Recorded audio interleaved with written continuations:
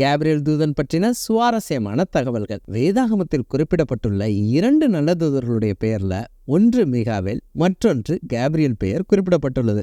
Gabriel என்ற பெயருக்கு தேவனின் பலனானவர், God is my strong hero என்று பொருள்படும். வேதாகமத்தில் கேப்ரியல் 3 நபர்களை சந்தித்திருக்கிறார். முதலாவது தானியேல்.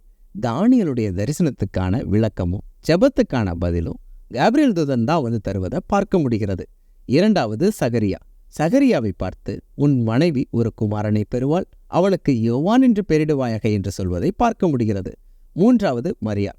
மரியாளிடத்தில், நீ ஒரு குமாரனை பெறுவாய், அவருக்கு இயேசு என்று பெயரிடுவாயாக என்று உலகத்திற்கான நற்செய்தியை கேப்ரியல் தூதன் சொல்வதை பார்க்க முடிகிறது. இப்படி ஜெபத்திற்கான பதிலும் தரிசனத்துக்கான விளக்கமும் கொடுக்க கேப்ரியல் தூதன் வானத்திலிருந்து மனிதர்களை சந்தித்தாருங்கிறது தெளிவுபடுது.